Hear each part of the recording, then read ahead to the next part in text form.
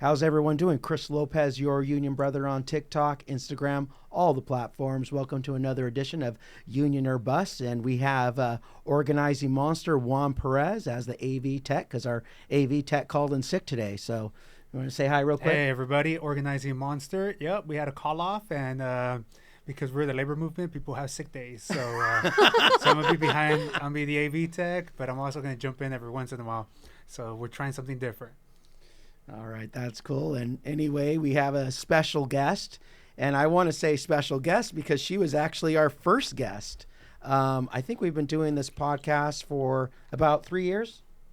3 years, October. Wow. 3 years, October. So now this is our 45th episode, and we have Mejgan Afshan, and she is the executive director of Borderlands for Equity. And I just wanted to read your mission statement. It says, Borderlands for Equity is a woman-run pro bono civil rights nonprofit dismantling misogyny, white supremacy, and bigotry in our borderlands. And you know, Mejgan, our mascot is a drooling honey badger, just to let you know that. So we feel honored to have you on our show. Well, anyway, for people who didn't see our first episode, tell us a little about yourself. Thank you so much, Chris, and thank you, Juan, for having me. As you know, I am the executive director and co-founder of Borderlands for Equity. It is a pro bono civil rights nonprofit that's intersectional, and we focus on advocacy and education to make sure our community members know what the issues are and how we can be able to really mobilize and show people that they do matter and that they have a sense of agency and they can make real tangible changes on the local level. And I think most people know that whether they do labor organizing, whether they do civil rights or immigrants' rights organizing, that all change is on the ground. It's local, and all politics is local. So no matter who is the president, who is in the administration, we still have a responsibility and an accountability to our siblings, to our neighbors, to our family and friends to show up and not just protect their rights, protect our own rights. You know, in the labor movement, we often coin the term constituency groups for people who aren't part of a union, but they do things to lift up the community and everything like that. And it's important for, I think, unions and people involved in the labor movement to have that camaraderie, or they have that relationship with outside community groups. Because, and I'll give you an example, you know, Mejgan, you gave us a lead for Better Buzz, and I think I called the guy on the phone, and now we're negotiating their contract. So that's and I have all their autographs, by the way. Nice. You know, $10,000. But anyway, but it's important because if I didn't have that relationship with you, or Organizing Monster, Juan Perez didn't have that relationship with you, we probably would not have organized Better Buzz. Because at the end of the day, this world is controlled by a system of conversations. Absolutely. I agree. And I think solidarity is like a muscle, and just like courage is a muscle. And the more you exercise it, the more the stronger it gets. And no matter who you are, you know, the conversations we had around the ceasefire resolution and the work that we were doing in San Diego County last year was what brought about the conversation with Better Buzz in the first place, because the wonderful local workers and students in the cafe saw us meeting and talking and planning and strategizing and mobilizing for the ceasefire resolution that we ended up passing successfully in Lemon Grove, in the city of Lemon Grove, with the support of then council member Allison Snow, who's now mayor-elect, and or mayor of Lemon Grove, as well as council member Jennifer Mendoza. And our wonderful, you know, community are paying attention, and I think it is the moment to realize our human rights are for everyone, and worker rights are intrinsically connected to that, no matter what you do. And so I'm so glad that worked out. And of course, like, our solidarity is only growing. And as the daughter of two labor members their whole lives, my mom and dad were a part of. My mom worked for Kaiser Permanente. My dad worked for San Diego Trolley, and they both always instilled in me and our family that, you know, you want to support support our union members, you want to support our union organizers, and you never cross a picket line. Absolutely, absolutely. And you heard it here on the UnionorBust podcast. You know, it's really interesting is that word solidarity. It's a powerful world, powerful word in the world, I should say. And I think at the end of the day, one of the elements that help create that word is you have to care about people you don't know. Yep. You know, do you care about children? Do you care about, you know, people who might not be Americans or might not be of the same religious faith? Do you care about people you don't know? And I think the labor movement's kind of cool because I'm a union rep, organizing Monsters, a union organizer, but we always talk about, you know, when we represent people, we always say, I say the main thing is to keep the main thing the main thing. So when it comes to people's problems, kitchen table economics, people have to pay the rent. When we organize people, we don't ask them, well, are you Green Party or are you Republican? You know, everyone deserves a union. And I think that's kind of like part of solidarity is like, you have to realize what is going to unite us as a movement. Absolutely. We have, you know, in human rights and civil rights, the work that we do over the past 5 years, there's been all kinds of issues that we've faced as an organization, as a community. We received our nonprofit status a week into the pandemic in 2020. So I want to say maybe like the second or third week of March is when the shutdown happened, remember? And we were kind of all looking around like, what are we going to do? How are we going to show up for our community? But that's what it means to be in solidarity. That's what it means to be an organizer. It's truly, at the end of the day, being a good neighbor. That's what it comes down to. Whenever anybody's come to us for some kind of support, whether it be they were targeted during the Black Lives Matter protests and mobilizations, whether they were targeted by First Amendment people who are threatening their First Amendment during the student encampments last year, whether it was during the collapse and the Taliban takeover of Afghanistan, whether it was the targeting of Iranians that were, you know, against all the women's rights violations happening in Iran.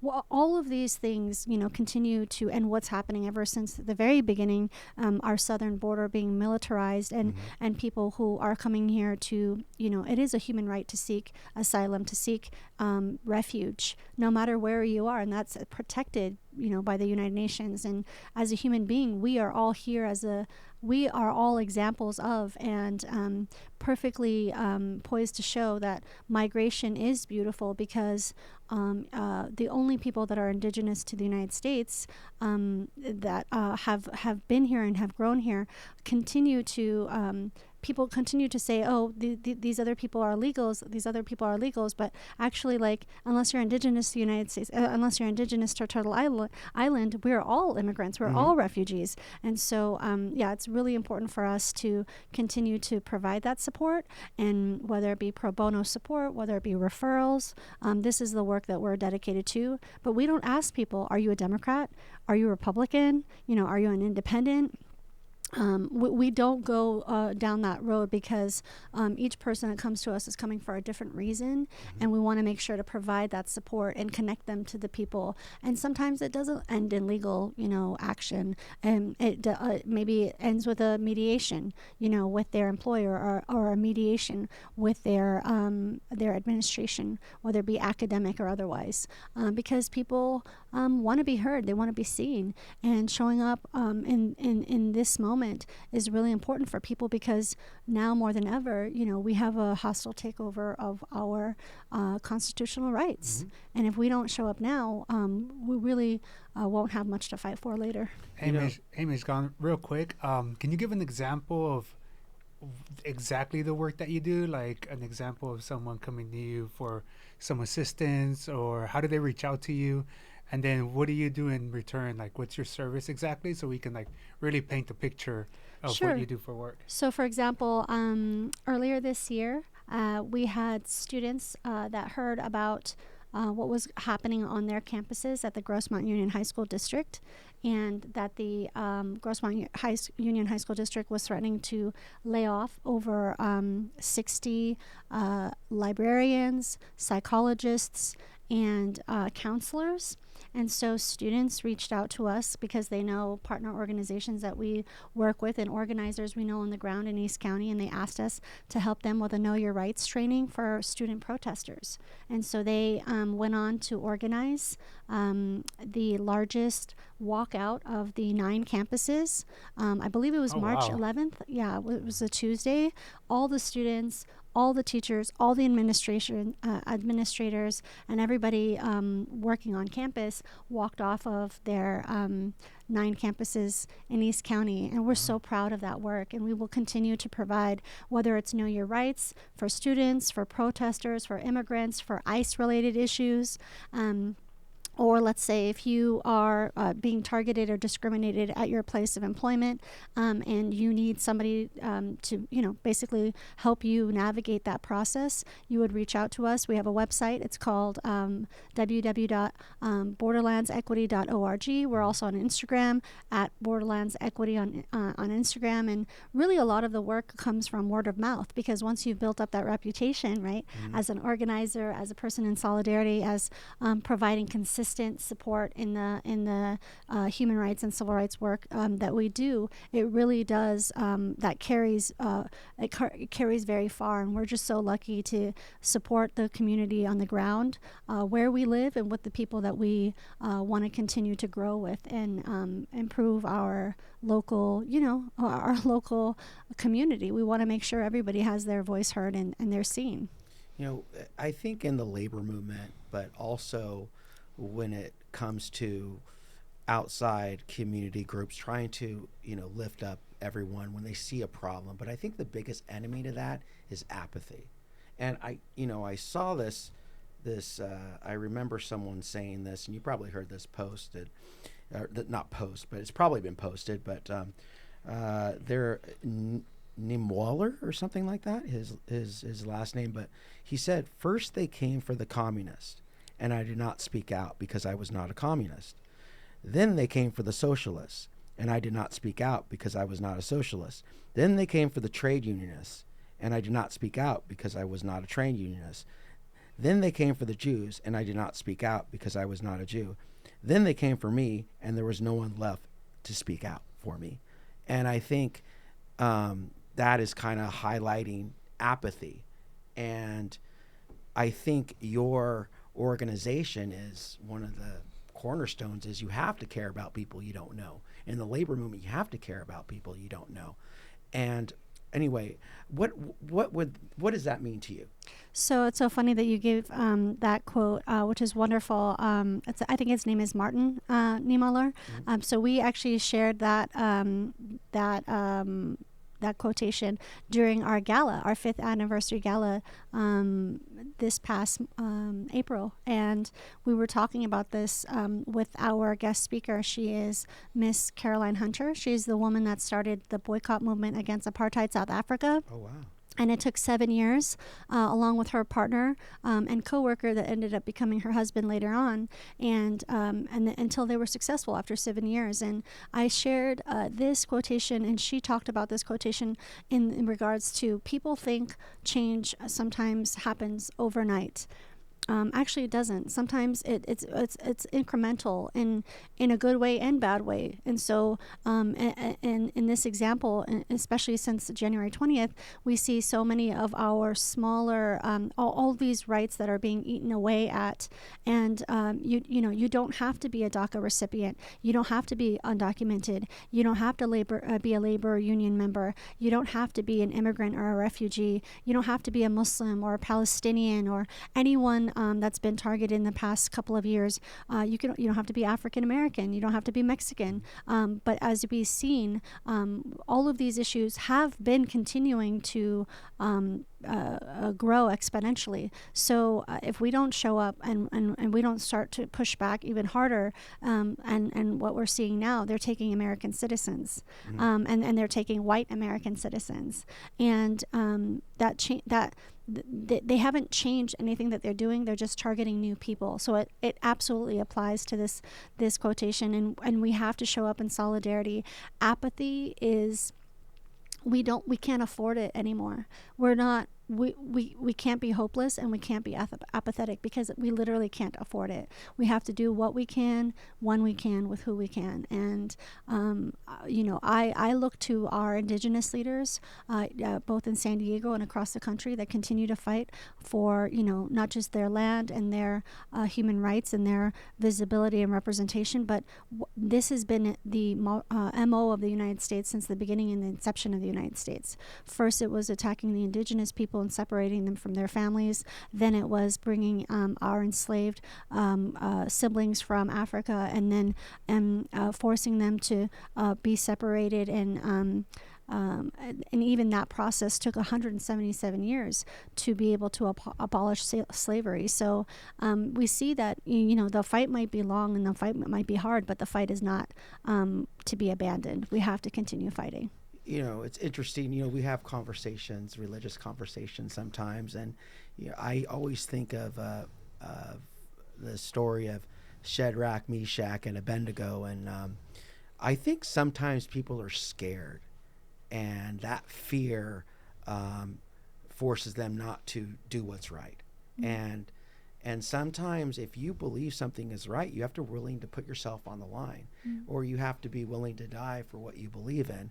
And the story about Shadrach, Meshach, and Abednego, and you read a good deal about him in the book of Daniel.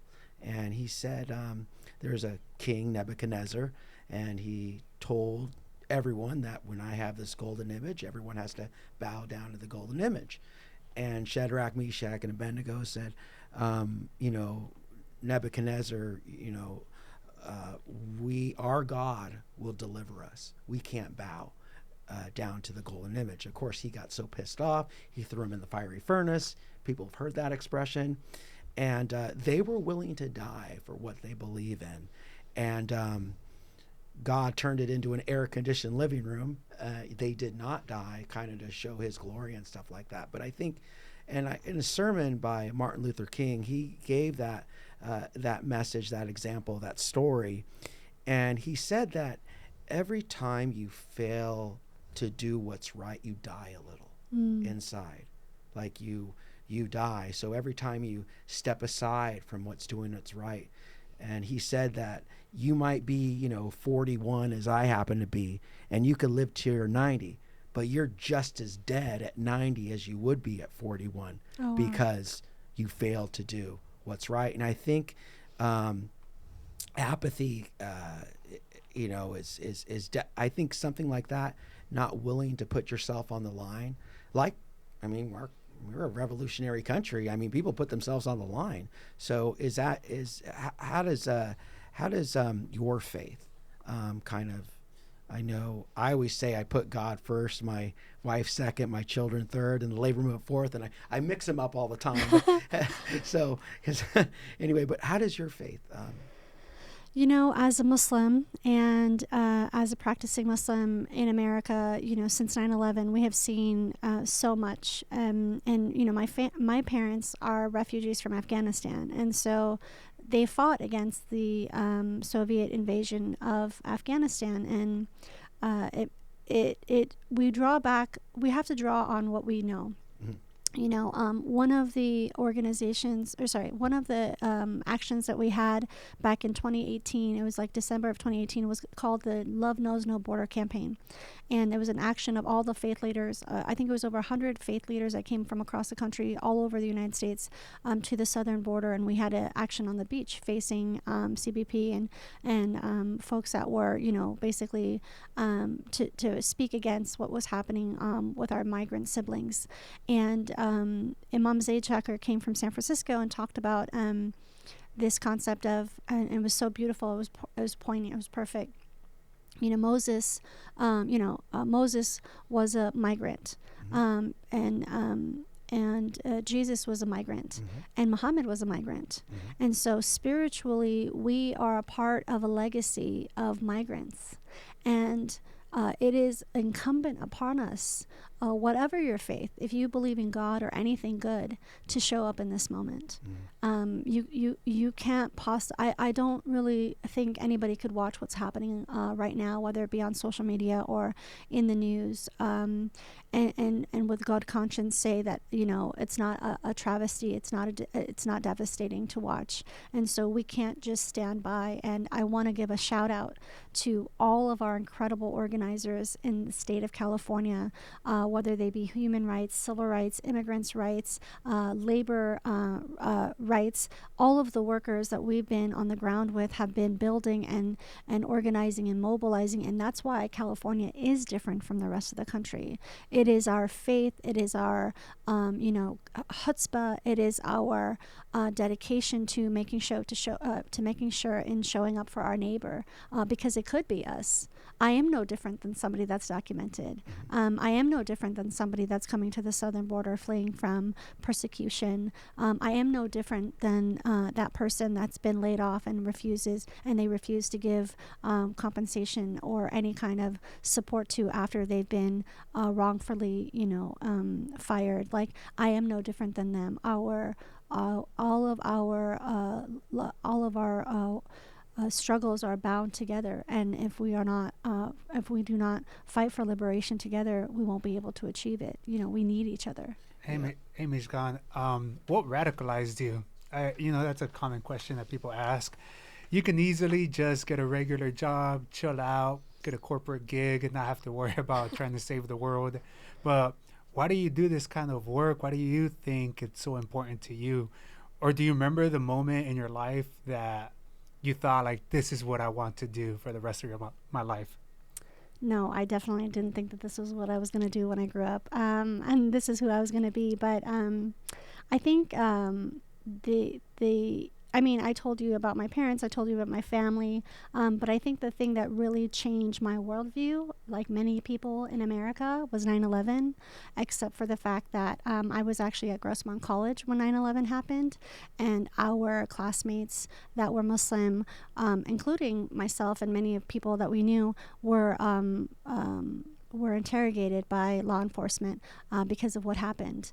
And many people don't realize that during 9/11, there was no DHS at that point. They didn't have... we didn't have ICE. Yeah, right? We didn't have ICE at that time. But every level of law enforcement that did exist showed up to our campus at Grossmont College. And some of us were detained and questioned for, a couple of hours. Some of us were detained and questioned for a couple of weeks. Some of us were detained and questioned for a couple of months, and one of our classmates was detained indefinitely and was released after 10 years with no charges. Yeah. Holy cow. Yeah. A few years ago, I was at Vine Ripe. Shout out to Vine Ripe, my local grocery store in La Mesa. And walking through the store in the produce department, somebody was walking around me. And I was kind of like conscious, like somebody might be following me. But I was like, maybe it's in my head. I'm imagining. And eventually he comes up to me and says, excuse me, Sister Mejgan. A lot of, Muslims, a lot of believers like to address each other as brothers and sisters, as we are siblings in creation and humanity. And he said, I don't think you remember me, but I'll never forget you.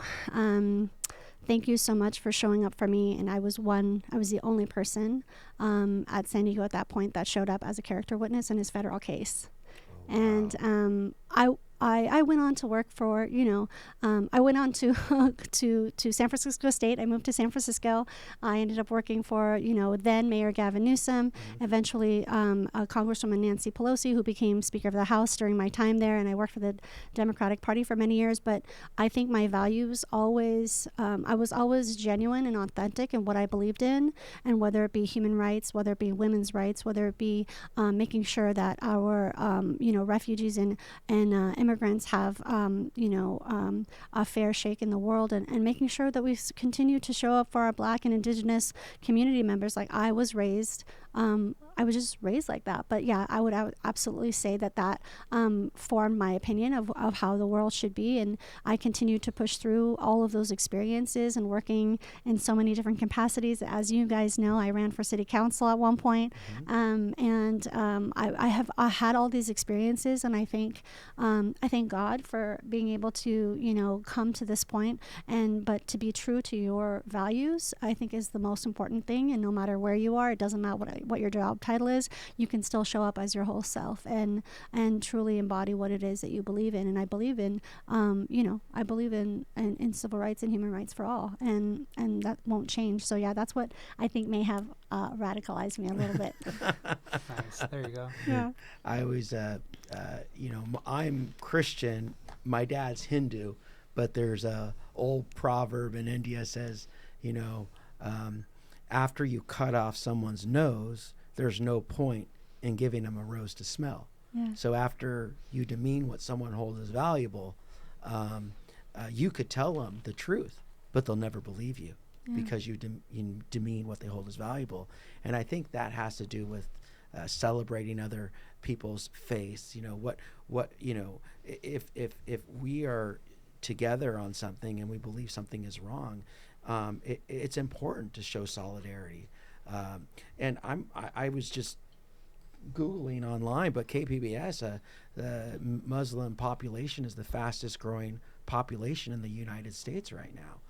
California, especially, has I think one of the highest Muslim populations in the country. Oh, wow. And so San Diego even. So, and I see what's going on in Palestine, and you can't deny that there's not a genocide going on in Palestine. I mean, it's the first televised genocide on social media, and I think what we were talking about before, apathy, is like a huge enemy, because people are like, well, it's not my country, you know what I mean? And now we see what's going on with ICE, we see what's going around the country, and so I think right now solidarity is the most important thing. Well, you bring up a really important point, Chris. Since the genocide began on October 7th, people say, we had no idea this was going on because now it's televised on social media. But this didn't just start on October 7th. This has been going on for 76 years. And we have to continue to show that and understand that, all of these mechanisms of, how a genocide is enacted is also interconnected. And most importantly, at the end of the day, it's interconnected with our taxpayer dollars.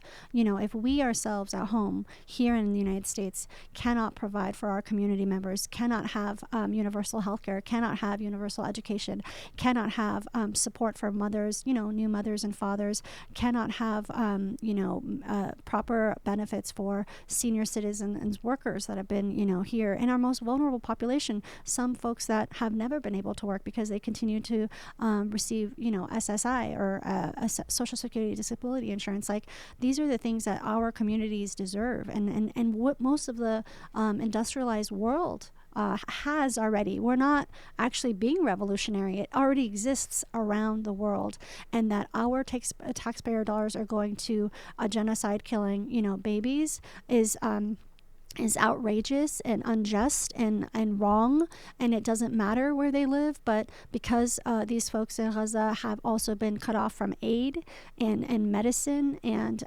formula in the past few weeks, it is an incredible injustice that we continue to participate in. And that's why it's critical that people, just like with the boycott of Target, right? Target came out after the inauguration on January 20th and said, we're no longer going to continue our DEI programs. We're going to, make sure to roll them back, or we want to be in line with whatever the administration is saying. And so folks took a stand, right? And so I think Target has lost over $12.8 billion or something since January because of that boycott. Boycotts work because you have to put your money where your mouth is. And so if we are continuing to fund a genocide, we have to use use these the power that we do have, which is a financial and economic power, to be able to show and deliver the message, hey, we're not going to continue to work and support something that is wrong on every single level. And the entire global community has agreed that this is a genocide. It needs to end. It needs to stop. And, we are just so thankful for the organizing and the people on the ground that have continued to bring awareness to this issue, and the young people that continue to spread the information. And, just as an example, last year during the encampments, we were representing folks coming to our organization that were being targeted for just simply exercising their freedom of speech even before the encampments. It started right after October 7th. There was people that were being targeted by their employees, by their agencies, by their schools, all over San Diego County and all over this county, and all over this country. And so it's important for us to understand that, exercising our freedom of speech is critical to us maintaining our civil rights. And if you cannot dissent, then what is the point of a democracy? And we've mentioned this before together, you, myself, and Juan. Like, if you can't denounce a genocide, how could you defend democracy properly? And I think that's a really difficult moment for a lot of people. But like I said, we can only do what we can do, and we're staying to our values and trying to organize and mobilize on the ground with the people that we know here in San Diego and across the country.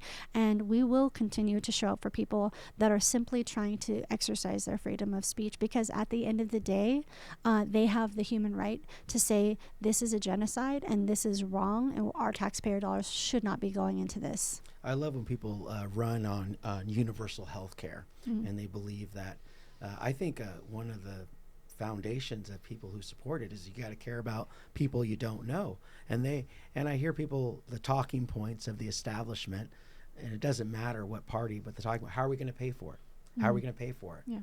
And but people don't ask, how are we going to pay for bombing children? How are we going to? So we can afford universal health care, but at the end of the day, it's like, I do believe that the American people have to feel like they deserve it. Yeah, absolutely. And it's, I think we all know that we deserve water, and something, but healthcare, and there's so many components to it. There's, the administrative costs of privatized healthcare. How about the CEO that was he was murdered by Luigi, and so I think there's this thirst for people to have universal health care, and I do think you're talking about the people who, the funders, the billionaires and stuff. Well, billionaires don't want universal health care. I don't think they want it. Well, I think that the first time in our society, the first time in many generations, that people are taking a step back and looking at, is our structure, is our system sustainable as it is? And it is not. We only have so much people, we only have so many people, we only have so much time, and we only have so much product, right? So at the end of the day, it does make financial sense to provide healthcare, because as we learned during the pandemic, it is possible. We are able to send checks out to community members. We sent checks out to the whole country. But what most people don't even realize, that the bailout for companies was bigger than the support for regular people. So what are our taxpayer dollars going towards is very much something that we should be able to have accountability for, and our representatives that are supposed to represent us need to be accountable to what we're doing in this moment. Because, like we again learned in the pandemic, like these things up until the pandemic, we could never fathom everybody in America going, working remotely, right? They said it was impossible, Right. But turns out it is possible. And same thing with the vaccinations. That's a version of universal health care that, people would, before the pandemic, think that was unfathomable, right? But because it happened and we lived through it, and how scary was that? Remember? We didn't even know if we were going to be safe. We went to the grocery store. I remember the first time I went to the grocery store, because my mom is immunocompromised, having been, a stomach cancer survivor. I was so afraid that and my parents are older, so I didn't want to ever put them at risk. And just going to the grocery store, I remember shaking. And when I got to the car, I was crying. That first time we were able to go out, right, and go grocery shopping. And, because it's just wild to imagine a world where you don't have basic necessities, right? So, but imagine how now that was us during the pandemic, right? And we live in the wealthiest nation in the wealthiest time of entire history. Now, what about the people that are suffering in other countries? It's this genocide is a continuation of war that was waged on Iraq, that was waged on Afghanistan, and after 21 years in Afghanistan, they handed this government over and it collapsed into the Taliban control, which we claimed we were going into Afghanistan to, for liberation of women's rights. But what about the women in the world, the Middle East and all over the world where we have military interventions? We continue to see a huge decrease in their quality of life, in their economies, in their societies, and that's why we're also anti-war with Iran. We don't want to go to any more war because we can't afford it. We literally can't afford it. And so why can't we reimagine and rethink how we're using our own funds to support the population that is living right now, right here? So, we will continue to show up for and with our working families, our labor families, our immigrant families, because we deserve basic human rights. I think that's like, it's not radical at all. No, it's the most of the global population and most of the industrialized nations already have this. We're not doing anything crazy or unbelievably new. It's just the same thing. And Hey, Mejgan, do you want to talk about the events that are coming up that you're trying to get support for or Sure. turn out for? Sure. Well, as you know, there's been incredible outpouring of support because of the ICE raids happening all over our county and all over the state of California. Something that I brought with me is these wonderful Know Your Rights cards of how to deal with ICE. And they have them, these ones happen to be in English and Pashto, language spoken in Afghanistan. They have them in Farsi, in Arabic, and Spanish. They had them in all the major languages we have represented here in California, which is incredible. And that's because of our incredible diversity and the advocacy of our communities representing with and for each other. And so one of the things that we are working on is on July 23rd, which is Wednesday, we are planning a community defense workshop, and we'll be at the Table United Church of Christ in La Mesa from 5:30 to 7 p.m. And we want to make sure folks come out, and we will continue to do Know Your Rights regarding ICE. And we have incredible immigrant attorneys or immigration attorneys and criminal defense attorneys that we continue to work with here in San Diego. And we know that the organizations doing the good work on the ground are really inundated right now because there's so many families and so many people, affected.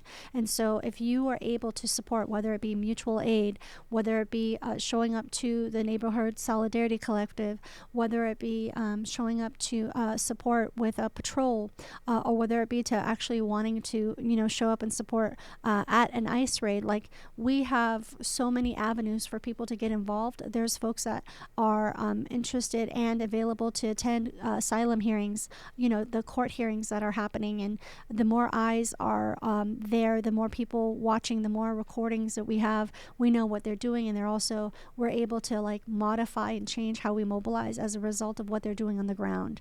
And so we want to be able to plug people in to what's happening on the ground, and hopefully our July 23rd event is just another event that folks can come out to and then see the good work that's happening on the ground with organizations like Unión del Barrio and American Friends Service Committee and the ACLU of San Diego, the Haitian Bridge Alliance, what's happening with Fuerza Hispana in El Cajon, and we know, and also the wonderful work happening with the National Day Laborers organizing network, and we want to make sure that the people that are doing the work on the ground and that we're in solidarity in community with have support, and we also want to help bring people that haven't maybe taken a step forward to be an active participant right now, to bring them into this conversation. Because as I said, like, and speaking with our faith leaders in this last couple of weeks,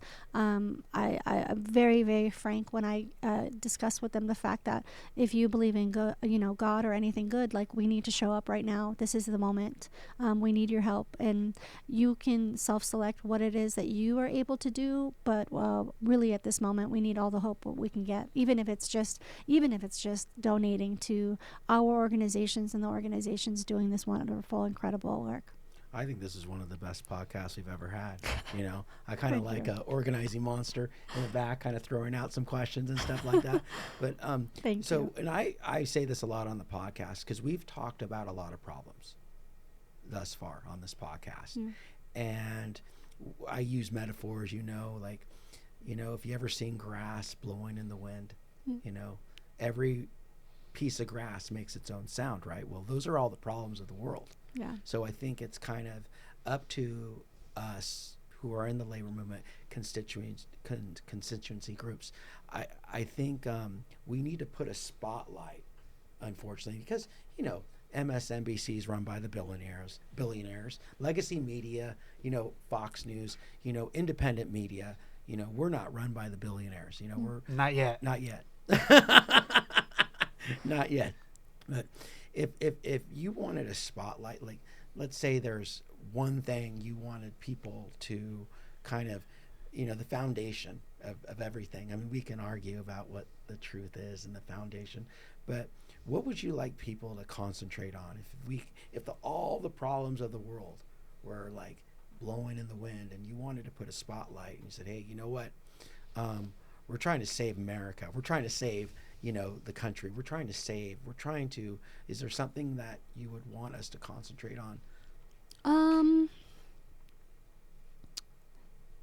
I guess it comes down to, your civil rights. I think that's why my co-founder Suzanne and I created this organization. We all can choose to live different lives. We can do different kinds of jobs. We can, have different kinds of hobbies. We travel to different places. We eat different kinds of foods. But at the end of the day, the document that binds us all, at least here where we are, is our constitutional rights. And we deserve to utilize and be protected by them. And we have, entered upon a social contract. And at this moment, that social contract is being tested and being pushed to its limits. And our legal system is doing its part. And now our regular, schmegular folks that are out here living their regular lives need to become active, and that we can no longer take it for granted. And when we spoke a little about like universal health care, we talked about your rights. I use the word a lot, ownership, when I communicate with the members. Like, everything in your contract, if you have a union contract, you own. It belongs to you. If you get double time on a holiday, you get triple time on a holiday, you get paid for not being there, those are your rights under the contract.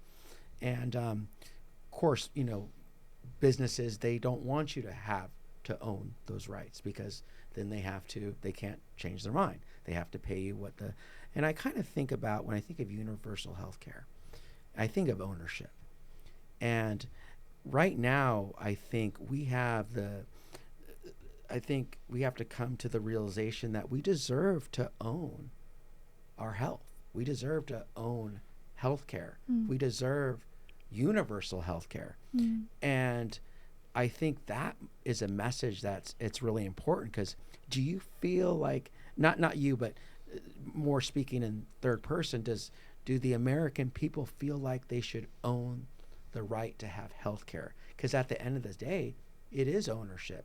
Do you feel like you have the right to own the First Amendment? Do you have the right to own the second, third, fourth, whatever it is? Do you believe that you have a right to those? I think that's a really interesting question, and I want to change the way you framed it, because ownership in the legal sense gets kind of like dicey in how you want to explain things. So I want to take a step back and say, I think this is more about understanding how the social contract that we are part of is the fabric that holds our society together. The branches of our system that create checks and balances are part of the fabric that holds the system together. And every society has a fabric that holds them together. They have a social contract. I think, where we are in this moment in time is that I think the American population has finally woken up with the help of many, many millions of young people around the world in saying that we ourselves deserve what we are claiming to provide others in the world. And so it is no longer sustainable to not provide for the people that have stake in this social contract. So when people seek refuge in the United States, and immigrants that come to the United States, they many times say that they are chasing the American dream. And I think in this moment, we've all realized, whether it be rent, whether it be mortgages, whether it be groceries, whether it be so many of the things that we took for granted before, is not promised to us now. I heard people were taking out loans to be able to buy groceries.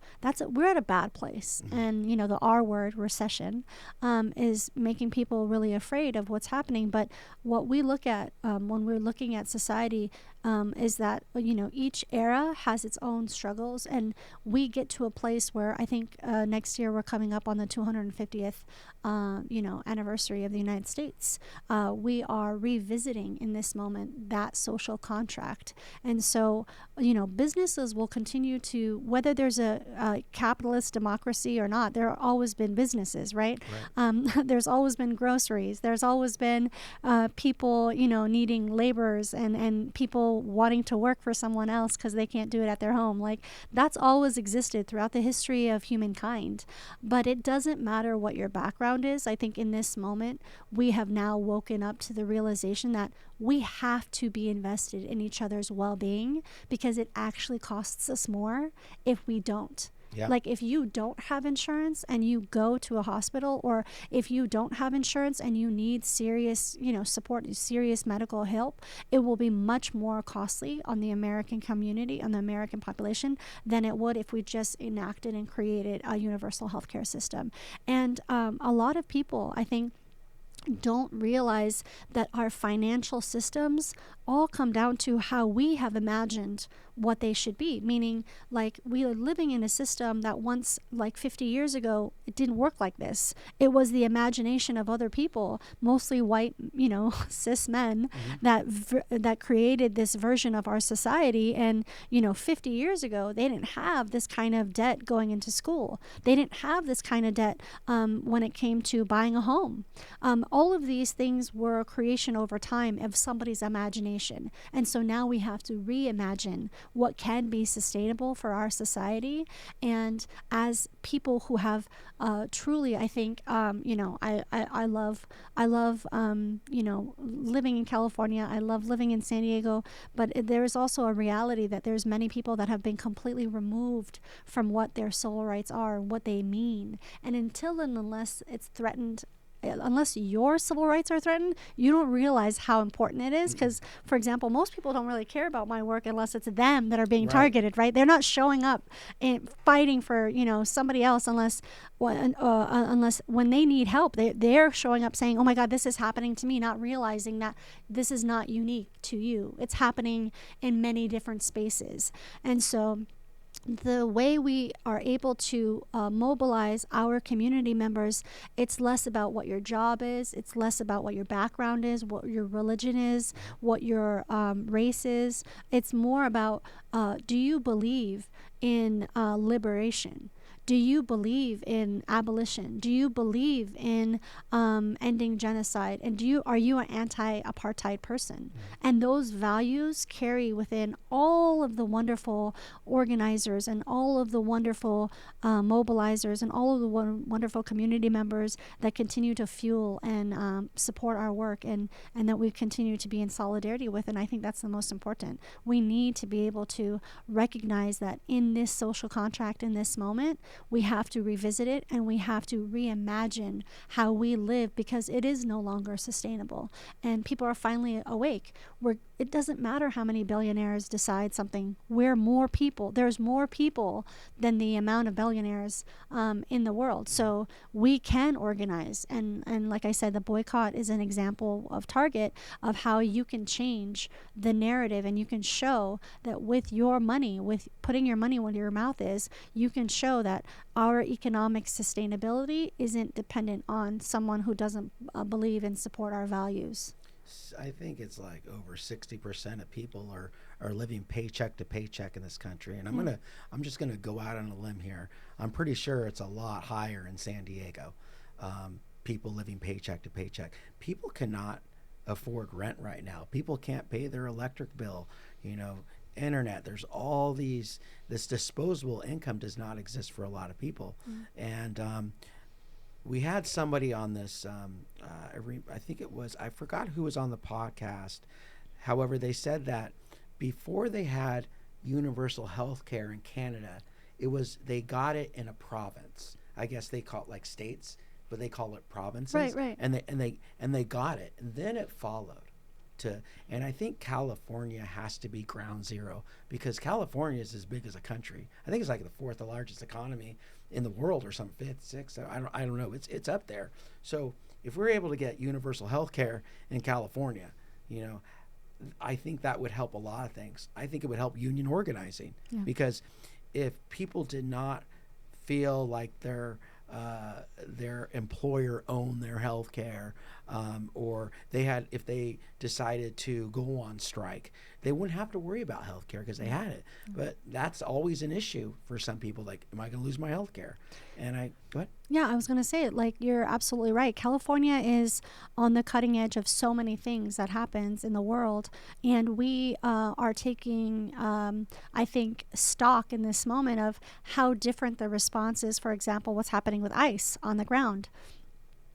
People think maybe some people are, misunderstood and thinking, oh, we just started mobilizing, know your rights campaigns and mobilizing, our coalitions in the past couple of months. No, this has been, decades in the making. The organizing that we've been doing since the first Trump administration, not only have expanded, have changed and improved in so many different ways, and grown and encompassed many more groups, as you said, constituent groups, and many more communities and many more areas of San Diego and across the state of California. And we are very much connected to each other and supporting the work happening on the ground. And that's why this change you see in how we react with the administration versus, let's say, Florida. I was at an event in Hillcrest a few weeks ago, and somebody stood up criticizing what was happening in LA versus how Florida was reacting to the ICE raids. And, I had to let that audience member know there is nothing different than what's happening on the ground. ICE is doing the same thing in Florida as they're doing in California, but we have mobilized organizers on the ground, sharing information, groups supporting one another, and being able to quickly educate people and scale up our Know Your Rights trainings, our sharing Know Your Rights cards, and disseminating information, not because it started on January 20th, but because it's been happening for more than a decade. And since the first administration, we realized that, we cannot gatekeep information and make sure that we are disseminating as much as possible in the different languages that we utilize in California, which is many, as you said. Like, we have such an incredible and beautiful diverse community. And so California is absolutely ground zero of so many different incredible changes. And one of the things that Governor Newsom used to say back when he was mayor of San Francisco, and still to this day, is that however goes California, so goes the nation. And so we have changed and revolutionized so many things. I remember when gay marriage was passed in San Francisco. it was an abomination across the country. And people didn't realize that this was something that not only was needed for couples. There were some couples that were getting married in San Francisco City Hall that had been together for 50 years. Mm-hmm. I mean, some of these people are, they're alive longer than most of the people working against them. Mm-hmm. And these couples and these unions deserve representation. They deserve protection because, again, you don't have to be part of that community to realize that they exist. They are here and they need protection because they are vulnerable in this moment. And that's why we see so many folks also realizing that our trans community in this moment are the most vulnerable because they are such a small, slight fraction of our population, yet have become scapegoated by the administration for so many things. Why is that? And what we see is that fascists and authoritarian dictators usually use a scapegoat, a very small fraction of the community, to scapegoat the problems of the nation. And when it comes down to it, we know that we can do better, and so we should do better. And in California is an excellent example of pushing back on that narrative. And even our Attorney General, Rob Bonta, has been super, super active in making sure to sue the administration and protect our organizations, even when it comes to, for example, targeting of our nonprofit groups in California. Multiple nonprofits have been targeted that are, some of them have never received federal funding, but because they're doing incredibly good work on the ground and they're very, very good at what they do, we see that they've gotten congressional subpoenas. And they're being investigated by Congress. And why is that? Those protections for nonprofits should continue to be there because the good work that's happening in the ground has to continue. And these are the people that are delivering this invaluable services to the people on the ground. And California is an example of how in so many different ways we're able to show up and protect our communities and fight back. I think that's the key. We have to fight back. We can't just go silently into the night. But I was going to ask you, are you going to run again? I don't know. I haven't thought about that. It's been really busy. Because you only lost by a few votes. It's been, I'm sorry? Because you only lost by a few votes. Yeah, I did. I lost by 11 votes. So tears. No, I want to say, I just want to say thank you again to I always say thank you, but you know how I think truly cultivating gratitude is very, very essential to my own worldview and my own well-being. And I always have to say thank you, even if we lost by 11, our, all grassroots, all volunteer campaign was incredible. And, we came against some very, very difficult competition. At one point during the campaign, I, at the beginning of not the special election, but the second campaign, the general election that we ran, we really, really early on, we didn't have enough money, and we were just starting out, we had just announced. And so instead of being able to send flyers, because, that takes money, that takes time in order to fundraise for, we ended up sending little postcards out, little cute postcards, old school, dear so-and-so community member, dear neighbor, Jane, I'm running for city council and please let me know if you have any questions. And this is, I've been a lifelong Democrat, I'm a progressive, I work in the human rights space and civil rights space, and I run a pro bono civil rights nonprofit in La Mesa. And so just doing that little thing really helped us with people, I guess, were 75 and above, because it created a connection. I don't want to say old school, but back in the day it was a little bit different. It wasn't just all automated. It wasn't all just text messages in terms of mobilizing for campaigns. For those of us that learned how to do it the old school way, right? Mm-hmm. On paper and Right. Printing out the maps and actually cutting the turf. For all good organizers, they know how this works.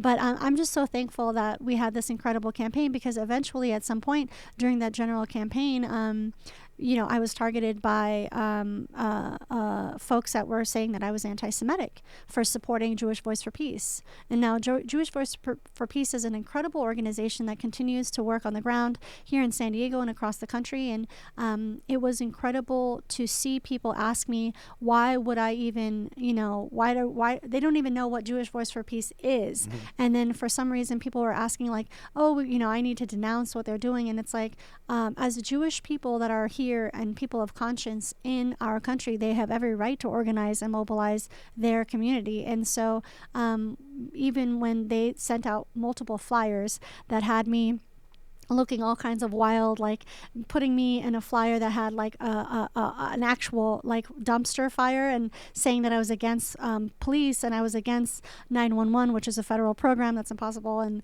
against the fire department, and saying that I was like these wild, incorrect, wrong things.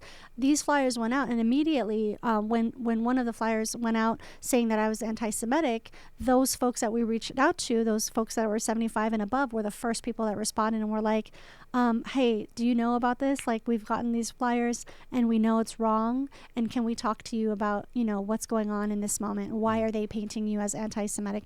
And I said, I am anti-apartheid, and I do not support apartheid of any form or version, whether it be gender apartheid in Afghanistan, or what's happening since, the past 4 years of women not being allowed to go to school and to work outside of the home, or whether it be apartheid that's happening in Palestine, and how people are treated like second-class citizens in their own homeland. That's a very important conversation. So I'm just glad all of these things happen, because these conversations lead to better understanding and a deeper understanding of how our issues and how our causes are all connected. So what I run again, I'm not anti, but I got a lot of work to do right now. There's a lot going on, you know. That's awesome. Well, one thing I want to say is that was an interesting campaign. I remember, it was so much going on. I think Jose was running, you were running, but that was a lot of fun. It was even though it was just 11 votes or whatever. I don't know. I think you probably got another shot at it. So. Well, it's like campaigns are interesting things. Having come from the Democratic Party background and running so many campaigns, a lot of people don't realize that, I think understanding where money for campaigns comes from is essential to understanding how campaigns run. So for our campaign, we raised just over $45,000, but that was all individual donations and support from local labor and support from organizers that were already on the ground working in solidarity for what we were about, which is equity for all. Which is funny. Some of our language for our campaign was co-opted by the Republican candidate and also the candidate that supports Marjorie Taylor Greene, which is is an incredible unfathomable thing to say that they've taken our language and co-opted it for theirs. But why they co-opted it? It's because it's true. It resonates with people. It works. And equity is what our area, whether it be La Mesa, whether it be the 79th district, whether it be East County as a whole, I think that we've realized that we have changed as a community, and we deserve and are worthy of better representation. And all our community members that live there and work there and go to school there deserve to have representation and support of who they are, and be welcomed regardless of where they go. And so we will, continue to work with our folks that we were organizing on the ground. But the campaign was definitely a wild time. I mean, we have lived through some, you were there, and Juan was there. And we have lived through some, wild things. I think they sent like 6 or 7 flyers, full-page flyers against me. And at one point I was laughing. People were like, why aren't you fighting against this? Why aren't you saying more? And I'm like, they picked a really great Facebook profile picture of mine. I'm like, I'm not mad at it. Like, we can't afford this many flyers. At one point I was just like, you have to realize that campaigns are run also with agendas. And when you have so much money against you and people mobilizing outside of La Mesa, outside of California to raise money against you because you happen to be the candidate that is anti-apartheid, that is abolitionist, that is believing that our community deserves support and deserves representation and deserves basic human rights. If that's, radical, then, that's what we are. Well, Mejgan, thank you so much for coming on our the Union or Bust podcast for Thank the you. second time. Thank you for having me. Almost 3 years later, and Yeah, I can't believe it. Congratulations. It's a Yeah. 3-year. we have a real table. Yeah. I mean, yeah, you have a whole setup. The whole setup is beautiful, and you guys deserve like all the good things because, you know, it is about solidarity at the end of the day. And whatever we can do to help our union members is absolutely what we will continue to fight with. And we have some news. Mejgan is going to be on the board of the Union or Bust podcast network. Yeah. We are actually in the process of doing our 501c3. Is that it? Yeah. And, you know, that's breaking news on the Union or Bust podcast. So Yeah. we appreciate that. I think Thank you're going you, to be an guys. awesome addition to our board. And anyway, I'm your union brother on TikTok, Instagram, all the platforms, and Organizing Monster in the back. And we, you know, if you want to support the Union or Bust podcast, you just go to patreon.com/Union or Bust. And Organizing Monster, you got anything to say? Nope, that's it. Thank you, Mejgan. I appreciate your time being here, and good luck to you with everything. And we'll be here to support you too. Thank you so much, guys. I appreciate you and celebrate this wonderful achievement you guys have created. I can't wait to see what the coming years bring. Awesome. Thanks.